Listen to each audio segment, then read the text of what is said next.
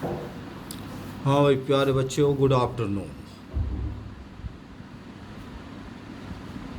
अभी 12वीं का ही चल रहा है भाई, ये वही चैप्टर चल रहा है यात्रियों के नज़रिए से, जो समाज के बारे में चैप्टर है, जो उसमें पेज नंबर है 142 पे, 142 और 143 पे। ठीक है भाई।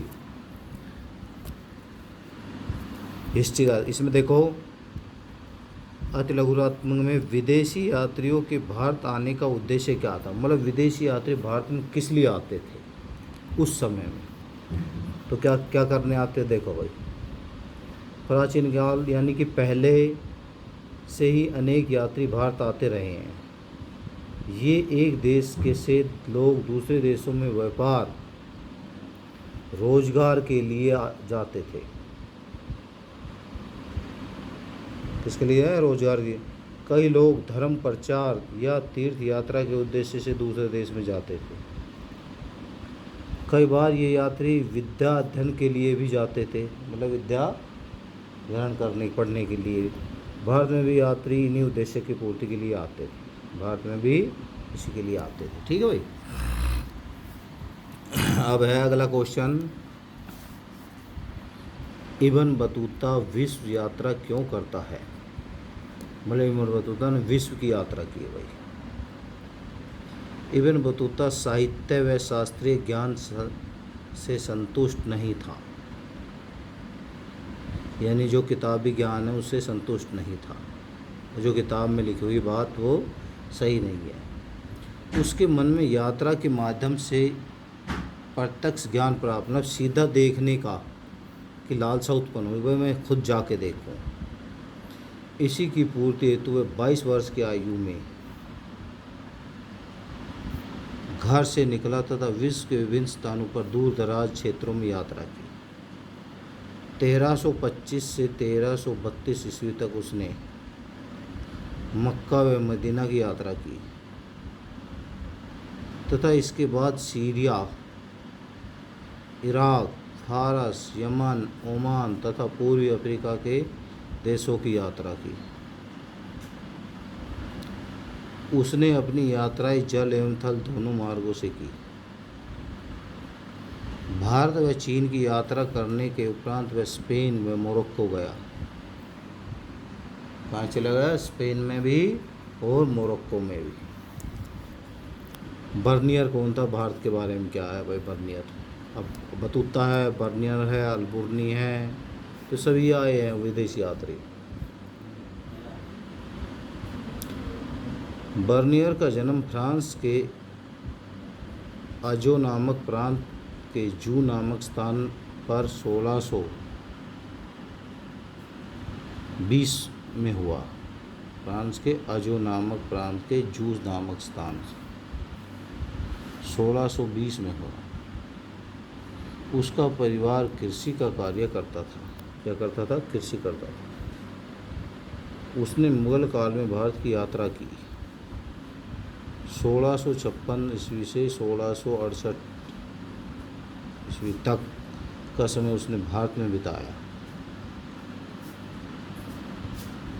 वह इन वर्षों में दरबार से भी जुड़ा रहा तथा विभिन्न क्षेत्रों की यात्रा भी करता रहा। क्या करता रहा, विभिन्न क्षेत्रों की यात्रा भी करता रहा। उसने जो कुछ देखा वह समझा, उसे ट्रेवल द मुगल एम्पायर नामक रचना में लिख दिया। ट्रेवल मुगल द एम्पायर रचना में लिख दिया। ठीक है भाई। अल्बुर्नी बने भारत की जाति व्यवस्था का वर्णन कैसे किया। अल्बुर्नी की भारतीय समाज के बारे में समझ उसी ऋग्वेदिक पर आधारित थी जिसे वर्णों की उत्पत्ति बताई गई है। इस समझ के अनुसार ब्राह्मण इस समाज में सर्वोच्च स्थान था। उनकी उत्पत्ति ब्रह्मा के सिर से हुई है। उसके बाद क्षत्रियों का स्थान था जिनकी उत्पत्ति ब्रह्मा के कंधों व हाथों से हुई है। क्षत्रियों के बाद वैश्यों का स्थान था। इनकी उत्पत्ति ब्रह्मा की जंघाओं से हुई है। इस कड़ी में चौथा स्थान शूद्रों का है। इनकी उत्पत्ति ब्रह्मा के चरणों से हुई है। वह यह भी लिखता है कि तीसरे व चौथे चरण में कोई अधिक अंतर नहीं, जो पहले बताया गया है भाई।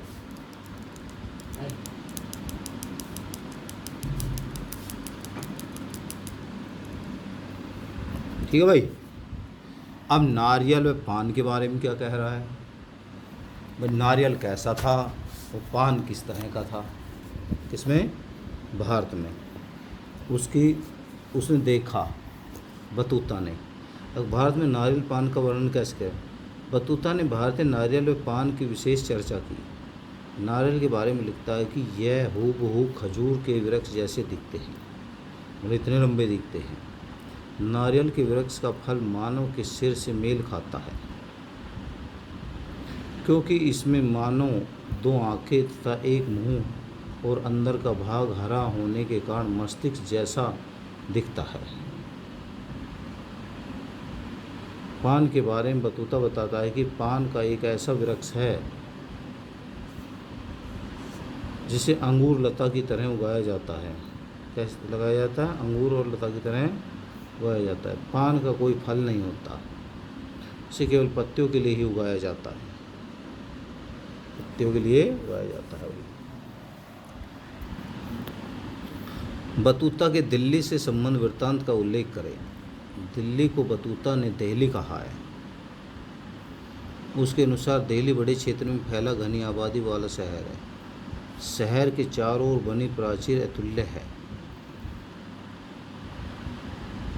दीवार की चौड़ाई 11 हाथ है।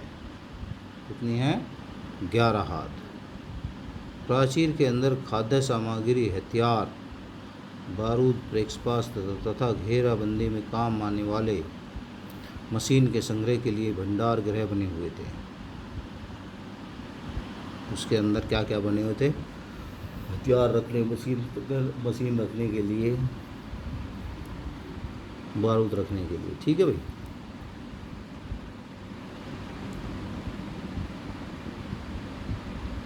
अब बतूता भारतीय डाक व्यवस्था से क्या प्रभावित हुआ तथा उसने इनका वर्णन कैसे किया।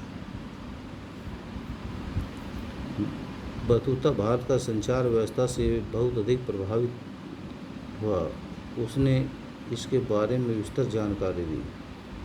वह इसे अद्भुत या अनूठे बताता है। उसके अनुसार उस समय 2 प्रकार की डाक व्यवस्था थी, जिसे उलूक अथवा दावा कहा जाता था। उलूक घोड़ों की डाक सेवा थी। हर 4 मील की दूरी पर स्थापित चौकी में शाही सेना के घोड़े होते थे। इस तरह एक घोड़ा एक समय में 4 मील की ही जाया करता था। दूसरी तरह की डाक सेवा दावा थी, जिसका पैदल व्यवस्था से संबंध था। इस व्यवस्था में प्रति मील 3 व्यक्ति बदले जाते थे। प्रारंभ में एक संदेहवाहक एक हाथ में छड़ी तथा दूसरे में पत्र या माल लेकर अपनी अधिकतम क्षमतानुसार भागता था। यह क्रिया पत्र में गंतव्य स्थान तक पहुंचने तक चलती रहती थी। मतलब पहले एक से दे दी, कुछ मील तक चलने के बाद फिर दूसरे को दे दी, फिर वो कुछ मील तक चला, फिर तीसरे को दे दी, फिर चौथे को दे दी। तो इसी तरह वो घोड़े पर सवार होकर जाते थे। ठीक है भाई। अब बार्नियर ने भारतीय किसानों की स्थिति के बारे में क्या कहा, मतलब सब ने अपनी अलग अलग देखा। बर्नियर ने कह रहा भारत में किसान कैसे थे। बर्नियर कृषकों के विषय में काफ़ी कुछ लिखा है। उसके अनुसार हिंदुस्तान के ग्रामीण अंचलों में काफ़ी भूमि रेतीली या बंजर है। कैसी रेतीली बंजर, यहाँ की खेती भी अच्छी नहीं है। कृषक जीवन निर्वाह के साधनों से वंचित कर दिया जाता था। निरंकुशता से हताश हो किसान गांव छोड़कर चले जाते थे। इससे होकर गरीबी या निरंकुशता से होकर गांव छोड़कर चले जाते थे। अब बर्नियर ने भारत में भूमि स्वामित्व के बारे में क्या कहा भाई, भूमि स्वामित्व के बारे में क्या कहा, देखो भाई। बर्नियर के अनुसार भारत में भूमि पर निजी स्वामित्व नहीं था, बल्कि सारे साम्राज्य की भूमि का मालिक स्वयं सम्राट था। क्या सम्राट। यह विचार 16वीं 17वीं सदी के अन्य कुछ यात्रियों ने भी अपनाया। वर्ण के अनुसार यह व्यवस्था यूरोप से भिन्न थी, क्योंकि वहाँ भूमि पर निजी स्वामित्व था, लेकिन भारत में नहीं था। बर्नियर के अनुसार निजी स्वामित्व का अभाव राज्य व जनता दोनों के लिए हानिकारक है। राज्य व जनता के लिए हानिकारक है, क्योंकि कृषक न तो अपनी ज़मीन अपनी संतान को दे सकते और न ही किसी तरह के निवेश कृषि में करते थे। इसी कारण भारत में कृषि व्यवस्था पिछड़ी हुई रही तथा किसानों का असीम शोषण होता रहा। इस तरह शोषण होता रहा। ठीक है भाई।